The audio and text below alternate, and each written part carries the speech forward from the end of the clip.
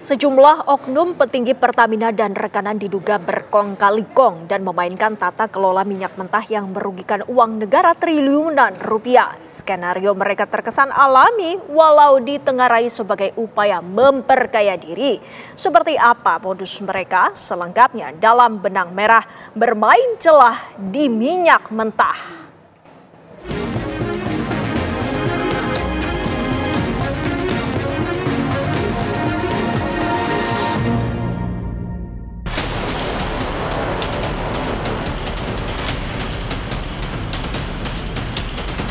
Kita nanti dipanggil Tuhan, yang kita tinggalkan hanya nama kita.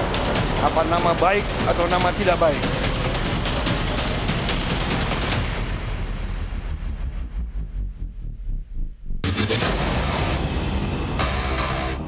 Komitmen Presiden Prabowo Subianto bakal melakukan bersih-bersih terhadap segala bentuk praktik korupsi membuat kiprah para penegak hukum kian gesit.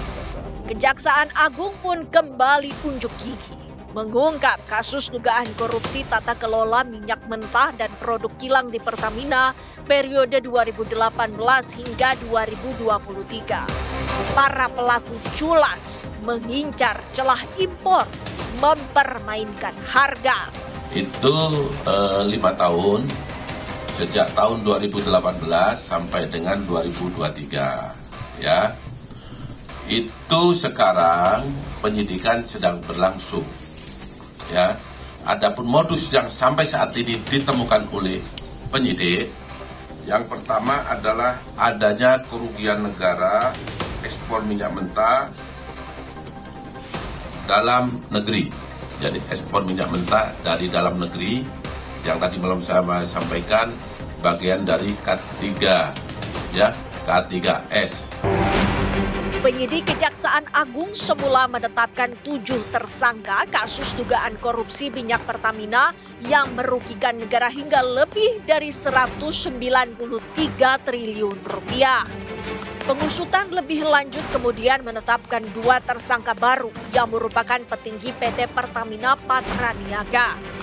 Mereka adalah Direktur Pemasaran Maya Kusmaya dan Wakil Direktur Trading Operations Edward Korne. Tersangka MK, saya singkat ya biar cepat ya, dan tersangka EJ atas persetujuan tersangka RS melakukan pembelian RON 90 atau lebih rendah dengan harga RON 92, sehingga menyebabkan pembayaran impor produk kilang dengan harga tinggi dan tidak sesuai dengan kualitas barang. Tersangka MK dan EJ melakukan pembayaran impor produk kilang yang seharusnya dapat menggunakan metode term atau pemilihan langsung dalam waktu jangka panjang sehingga diperoleh harga yang wajar. Tetapi dalam pelaksanaannya menggunakan metode spot atau penunjukan langsung harga yang berlaku saat itu sehingga PT Pertamina Patraniaga membayar impor produk kilang dengan harga yang tinggi kepada mitra usaha atau demo.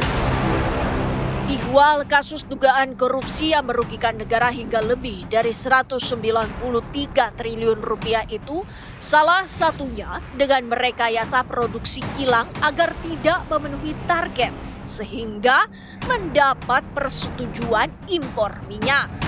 Rifa Siahaan, Sani Dinar Saifuddin, dan Agus Purwono ditengarai sebagai dalangnya.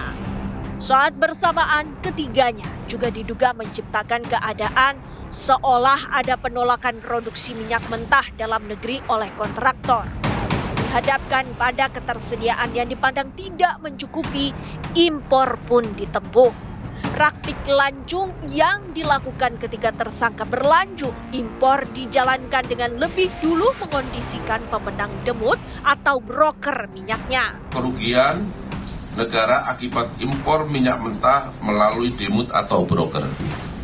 Jadi pada saat yang sama bagian K3S itu dijual ke luar negeri dengan alasan harganya tidak masuk HPS, ya, melebihi HPS. Kualitasnya tidak sama, tapi pada saat yang sama, waktu yang sama, justru Pertamina mengimpor minyak mentah dari luar negeri yang harganya 3 kali lipat lebih tinggi daripada minyak mentah yang diekspor. Begitu impor dijalankan, ratusan triliun rupiah jadi bancakan. Laku culas turunannya yakni terjadinya markup atau penggelembungan harga kontrak pengiriman minyak impor dengan tambahan fee antara 13 sampai dengan 15%. Tersangkanya yaitu Direktur Utama PT Pertamina International Shipping Yogi Finandi dan Beneficial Owner PT Navigator Katulistiwa Muhammad Keri Andrianto Riza. Alhasil, harga impor dipatok tinggi melalui mekanisme persekongkolan.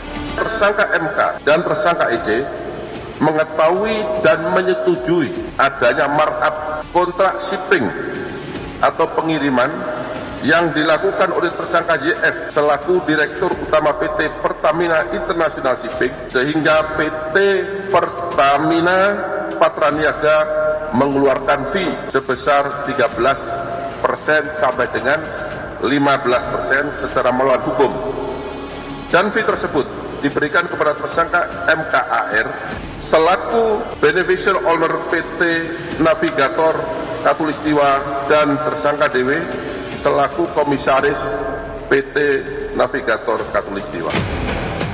Meredakan kegaduhan, pihak PT Pertamina Persero menyampaikan permohonan maaf atas terjadinya kasus korupsi tata kelola minyak mentah dan produksi kilang. Pertamina menegaskan komitmennya untuk memperbaiki tata kelola perusahaan dan mendukung langkah hukum yang tengah berlangsung. Sekali lagi, mewakili keluarga besar Pertamina, kami menyampaikan permohonan maaf yang sebesar-besarnya kepada seluruh rakyat Indonesia. Kami akan terus berkomitmen untuk melakukan dan memperbaiki agar supaya tata kelola Pertamina jauh lebih baik. Kasus korupsi di Pertamina bukan sekali, dua kali ini saja mengemuka. Sederet praktik culas pernah membelit perusahaan minyak plat merah itu seperti pengadaan LNG, perdagangan minyak mentah dan produk kilang Pertamina Energy Service hingga menyangkut pengelolaan dana pensiun.